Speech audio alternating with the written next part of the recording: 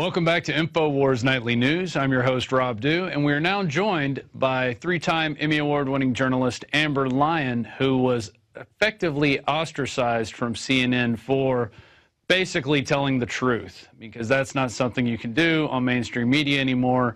You have to follow the talking points that are handed down from above, which could come from the White House or it could come from major banks and corporations. Whoever is pulling the strings, that's where the news is coming from. And so she was laid off after she reported the massacres going on in Bahrain, which our corporate warlord masters didn't appreciate.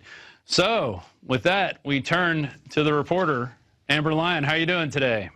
Hey, I'm doing wonderful. Thank you for having me on. So I basically want you to go from the beginning of this whole thing. Tell us a little bit about Bahrain, how it came into existence, how it's basically a puppet dictatorship, which I guess I'm kind of giving it away. But anyway, in your own words, what do you know about Bahrain?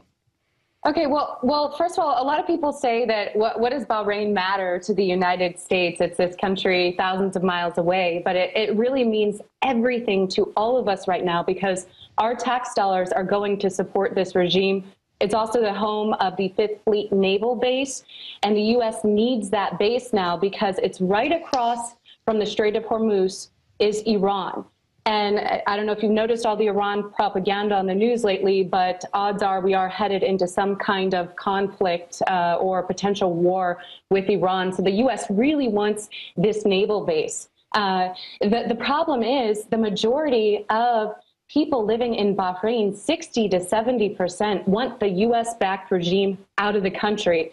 And the U.S. doesn't want these people to win, the U.S. government, because if they do win, odds are they're going to tell the U.S. to get the heck out of their country because we've been giving this regime weapons and support, and this regime has proven to be oppressing these people for decades. I mean, we're talking, they've been jailing and torturing doctors, journalists, some of the most prominent members of society. So they don't want this story told. And I went to Bahrain and did a documentary and actually was able to uncover some of these horrific human rights abuses against doctors, even ambulance drivers who were beaten by security forces, people shot and killed in broad daylight by Bahraini forces as well. And when we got back to the U.S., at first, when I was working with CNN, we were able to get a lot of Bahrain coverage on air, but then the regime started calling in and complaining. And 3 months later, when our documentary was ready to air, it aired on CNN US, but never aired on CNN International. So, and that is the most watched English language station in the region. Also, it's the area where all of our sources, the Bahrain story was affected. We wanted these people to see this documentary. Shortly after, people at CNN started contacting me, employees who'd been there for decades, and writing me, telling me, this is very suspicious, you should look into this. And I started an investigation and then found out that Bahrain is actually a paying customer at CNN. I'm not kidding you. Bahrain gives money to CNN. Well, there you go, because they want CNN to send reporters over to whitewash the situation, to promote, that Bahrain's a good peg in the cog of our war machine. And this was all during the time of the Arab Spring uprisings. Is that correct? That's correct. Yeah. So you guys were reporting on the same stuff. And what's funny is CNN was going around to these other countries and saying, look how great these protests are. These people want democracy. This is great that now Twitter and these social networks are spreading democracy around. But when you guys are doing the same exact thing in a U.S.-backed puppet dictatorship, well, then it's all hands off. Yeah, and I was treated like a pain in the rear, almost like would you just kind of go away, instead of actually rewarding good quality journalism from my crew and my producers and uncovering these human rights abuses. It was very frustrating for me at the time because I heard the people of Bahrain literally shouting in the dark for help. And that's one of the most pure revolutions in the area because it's 60 to 70% of the population that wants this regime out. Meanwhile, you'd see CNN rewarding the reporters who were in Syria and Libya and these other countries. And really, had it not been for myself and a couple other journalists who I respect, the Bahrain story almost would have never made it on CNN. Because like I said, Bahrain is a paying customer at CNN. Bahrain literally pays CNN to create what I consider to be infomercials for dictators. And that's sponsored content that is disguised as news. Is there a 1-800 number at the bottom where you can give to Bahrain? I mean, that's just, it's ludicrous that, how much money did they give to CNN? Do you know? Well, that's a good question, because after I left, I wrote CNN and I said I felt I deserved, you know, as a journalist who'd given 2 years of my life and passion to the network, I deserved to know. I felt defrauded when I found out Bahrain was paying CNN, and I was never given a response. No one ever wrote me back with any type of figures. But this is content that they're airing on CNN International during the daily, you know, news cycle. And you're watching this content and you're seeing a reporter in one of the shows live from the Bahrain racetrack talking about how progressive the country is and how the crown prince is a reformer. And nowhere to be found is a disclosure telling you that Bahrain is actually paying for this content. Put things into perspective. Imagine if CNN was taking paid content from Assad or Ahmadinejad in Iran. I mean, people would be outraged. This is journalistically against all journalistic ethics. And I feel like CNN is defrauding viewers. And they're not only doing it with Bahrain, they're doing it with Kazakhstan, Georgia, Lebanon, and other countries. And it's a real shame, because it really worries me about the survival of journalism when you have the most trusted name in news airing stuff that is paid for by regimes that they're supposed to be a watchdog on. And another question I have is, what about the people? Were the oppressed people of Bahrain ever given the opportunity to go on CNN International and buy favorable content? Were they? Exactly. Yeah. If you're going to let the dictator buy, why not at least let the people pony up the same amount so we can have a bidding war going for our propaganda that goes on? It's so disgustingly funny in terms of how this whole process is, and the veneer that they put on. You know, and CNN's not the only company doing this. I know, you know, Fox is engaged in it. MSNBC is engaged in it. You know, you got the hard right, the hard left, and you got kind of CNN as sort of in the middle. And it's just over and over again we hear that they're putting in news, they're targeting things, and it's on all levels. It's on a local level. It's on a, you know, if they want to get some kind of, you know, vaccine shot thing put into place, or now they want to do this thing in San Antonio where they want to put RFID tags on students and track them. And they've got loads of news that come in for this. But then you talk to parents and students and other teachers, and they don't want it. And they go to school boards to speak, and there's silence. They're not given any time to talk. And it's whatever the mega corporate talking point is gets jammed down our throats on a consistent basis, and it really makes me sick. And I had a question in that, but I forgot it. But let's go back to Bahrain. How did they keep you guys from actually reporting the news? Didn't they steal some of your equipment, destroy your tapes? What did they do? Yeah, and you know, we had snuck into some villages. We kind of showed up at a time where Saudi troops, once again, this is all connected to Saudi Arabia as well. And Saudi troops were in Bahrain, and they'd taken over, and I don't know how we did it. It was a miracle, but we were able to avoid our government minders and actually sneak into some of these villages to film these human rights abuses. And as we were leaving one of the villages, a helicopter spotted us, and then we were soon surrounded by helicopters and masked men, about 20 masked men with machine guns, and they forced us onto the ground and pointed the guns at our heads, and then went through our van and found all of our video, grabbed cameras my producer was holding, and erased his video too. And so they thought they had erased all of the content that we filmed, but my producer and I actually had the discs with the most damning content hidden in our bras, and were able to get out of the country with that video. So you can imagine their surprise when we showed back up in the U.S. and started airing this content, because the Saudis and the Bahrainis had thought that they had just erased history, and unfortunately they hadn't. And this is a lot. The implications of the Bahrain censorship go much more deep than just CNN censoring something. This is all part of a plot right now to feed the nation propaganda about Iran and potentially get us into another war with Iran. And the U.S. government, as I was saying earlier, doesn't want the Bahrain revolution to succeed. So they don't want reporting on the human rights abuses there, because if that revolution succeeds, we're going to kick those protesters in Bahrain are going to kick the U.S. out of their country. You know, I mean, they're very upset with the U.S. We've been selling this oppressive regime weapons, more than $1 billion worth of weapons that they've been using to harm these protesters.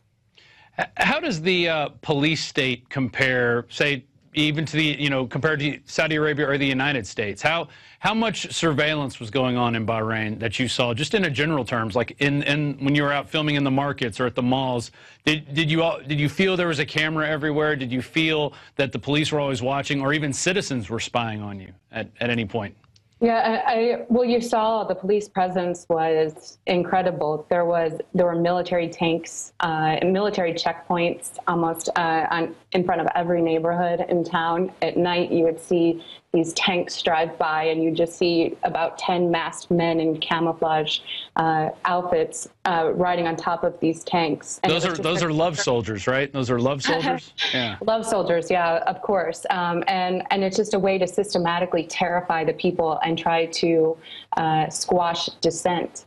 And these people have been very resilient, and they've been able to really come out against all the odds and continue with their revolution. And all you have to do right now is head to YouTube and Google, Bahrain revolution or Bahrain protesters take the streets, and you'll see hundreds of thousands of people at these marches in the street. It's unbelievable. You just see that the line just goes down the highway of people, and we're talking, Bahrain's about the size population-wise of San Francisco. And when you see this video, it really just hits you as to how pure this revolution is and how the majority of the people there want this regime out. Whether that will happen or not, who knows? But the U.S. for sure has been making it difficult for these people to succeed. Of course, because we need that port there. We need to be able to encircle Iran, which, we've got Iraq, we've got Afghanistan, we're looking at the Kazakhstan and dealing with them. And basically, this is an encirclement maneuver, a long-range, long-term encirclement maneuver of Iran to eventually squash them out of existence. Let's go to, after this airs, you got calls from other producers at CNN that were telling you to stop doing this. You got calls from, what was the outcome or what was the final effect of putting this documentary out? About me coming forward about the censorship, or actually putting the documentary out onto CNN? Well, putting it out, and then, yeah, go into the censorship, how afterwards they ended up laying you guys off, or a bunch of your division. How did that go? Yeah, so what happened was the documentary did air one night on CNN US, but it did not air on CNN International, which is the most watched English news station in the area. I mean, this was the area that needed to see the documentary the most. Shortly after that happened, my crew was dumbfounded. Even bosses directly above me had no idea why. They couldn't explain why it didn't air on CNN International. So I went and met with the president, Tony Maddox, on 2 different occasions to ask for some answers. I thought my crew deserved it, deserved to know the truth, and I was never given any type of an explanation. CNN now says it was an editorial decision, but I'm not buying that, because many within CNN contacted me after that, employees who'd been there for decades, and told me to research this and that something suspicious was going on. And that's when I found out that Bahrain was a paying customer. I came forward with this information I'd say about a month ago. And when I first did, I just tweeted about it and let people know what was going on, because we've seen more and more of our human rights activists and sources that we had used in our stories go missing in Bahrain or end up jailed. And after I tweeted about the censorship, the executives, a representative for the executives, called my acting agent and told him that I needed to be quiet. If I continued to speak up, I would lose my health insurance and my severance. And then also after that, I think above all, I've had only a positive response for my former colleagues and journalists in general, because I think a lot of journalists know this is going on, and not just on the Bahrain story, on many stories within the corporate press. I mean, it's pretty obvious. All you have to do is turn on the TV and look at what the news is talking about and how they're trying to distract and feed the nation, this poor, unassuming Americans, with propaganda, instead of actually the real stories that matter. You know, right now we should not be talking about Justin Bieber on the news or celebrities. Look at the state our country's in. Journalism is printing something someone else doesn't want to be printed. Everything else is PR. And unfortunately, our mainstream media corporations, these corporate outlets, have evolved to just PR most of the time, and it's a shame for journalism. I totally agree. We just actually put your Twitter page up. If you want to give that a plug real quick, you had some interesting things in there. You were covering Bahrain, NDAA, issues that actually matter. So go ahead and plug your Twitter site. And I guess that's where you've got the most current stuff that you're talking about at this point? Yeah, Twitter, at Amber Lyon, Lyon. And I also have a Facebook page, facebook.com/Amber Lyon fans. If you go there, those are the most commonly updated. I have a website, amberlyonlive.com, but it's currently being refurbished. So I'd prefer if you'd stick with Twitter and Facebook for now until my new site's up.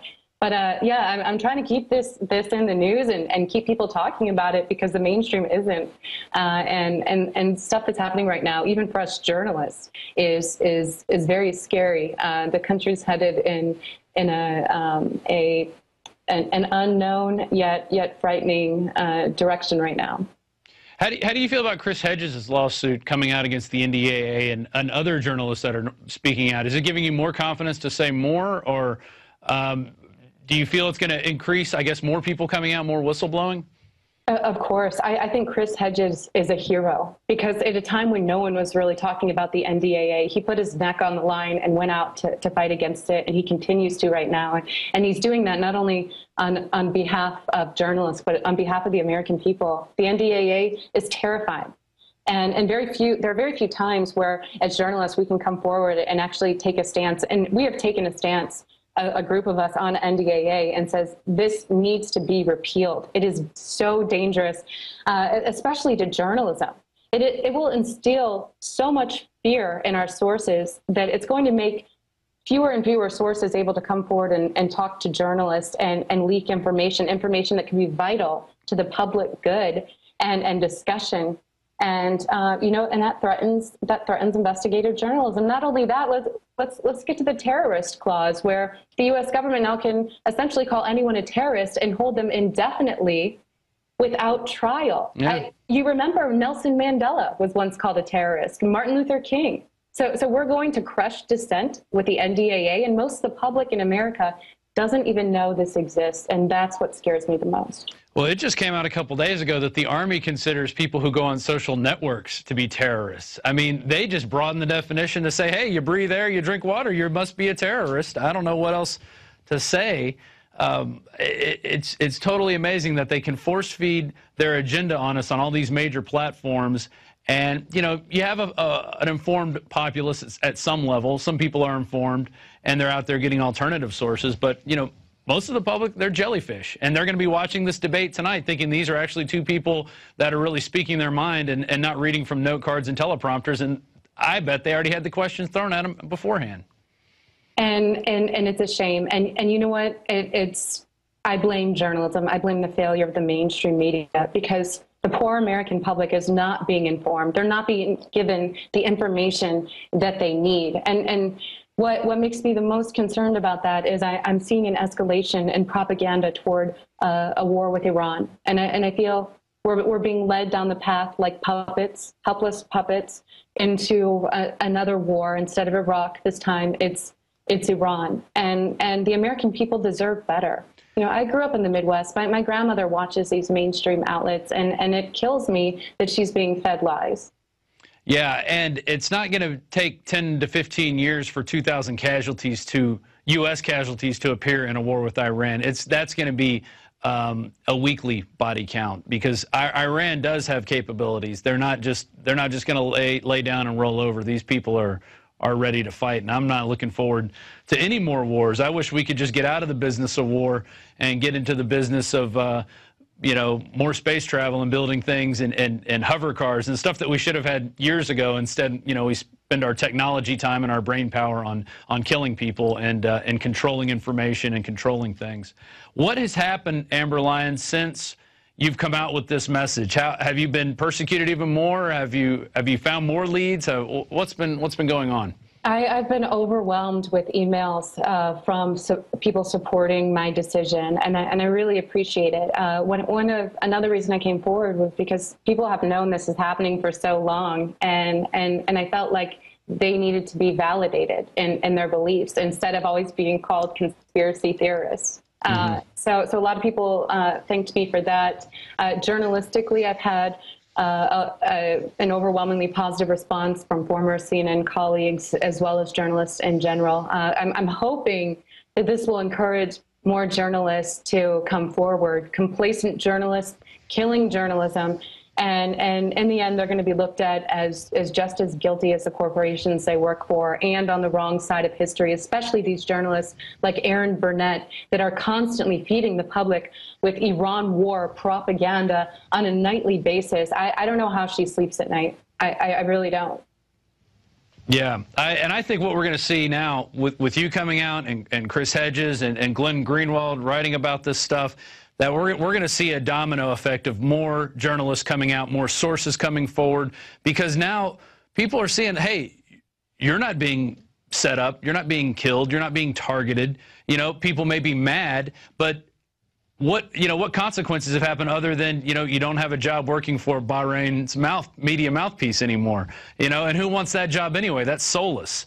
And so people, I think it's going to create a domino effect where more people come out and just start telling the truth and just realize that the truth is the most powerful weapon that we have at this point. It's more powerful than bombs and guns. It is. That's why they're afraid of it. Exactly. And you know, the fact that CNN called my agent and tried to get me to shut up and threatened to take my health insurance and my severance, it just solidifies the fact that something's going on here and being covered up. And come on, you know, it's like, what's a paycheck if in the end you're really harming the American public and potentially costing lives? You know, part of the reason we entered Iraq was that the mainstream media repeated the phrase weapons of mass destruction an infinite number of times and instilled such a tremendous amount of fear in the American public that they went ahead and approved that war. And the same thing's happening right now with Iran. And like I said, these journalists that are doing it and know this is happening are just as guilty as the corporations that they work for, and they're on the wrong side of history. I agree. I totally agree with that statement. They are going to feel their time will come where they're going to be judged, and it'll be either in this life or the next life, or, you know, when the mainstream media, which is falling, when they continue to fall, you're going to see those people getting the axe first, because anytime you serve this evil system, you may think you're protected, but what's going to happen is you're on the chopping block. You're the next one in line, and you know, that's all I can say to those people who are following the system right now, that they are going to fall, because they're at the end of the day, there's no room left to run when the dominoes start falling down, and we're going to win. That's what I think. And the truth doesn't have a shelf life. It will come out. The kind of systematic censorship and screening of news and state TV-esque way of running these networks, it's going to come out. And I'm just hoping now that the journalists that are sitting there with a conscience and see the screening every day of everything that's happening in the UAE, in Bahrain, the saturation of Iran war propaganda. People that are bothered by this, you know, it's time to come forward and quit. I mean, what's worse? I'd rather be broke and poor and living out of my car, but living there telling the truth than rich and feeding the public with lies.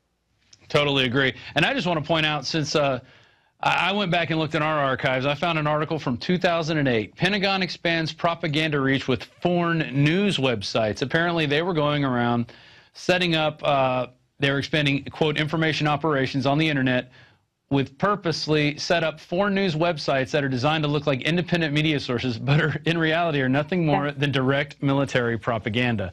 So this isn't limited to CNN. It's not limited to Fox News or, you know, the Pentagon directly goes in and creates 4 news websites. They pay locals to act as independent journalists and basically to put in talking points. And that's the name of the game. If they think if they can repeat talking points enough, they can get a war with Iran and that people will agree with it. And I think when this happens, it's going to be the death knell for these corporate powers, because when they go into Iran, it's going to be a lot of death and destruction on both sides. And I can't shout about this loud enough, how much we're being misled into this war. If Iran has one of the main reasons Iran wants nuclear weapons or a nuclear weapon is to keep the U.S. from invading the country. Look what happened when Saddam Hussein and Gaddafi quit their nuke programs. The U.S. was able to go in and invade the country.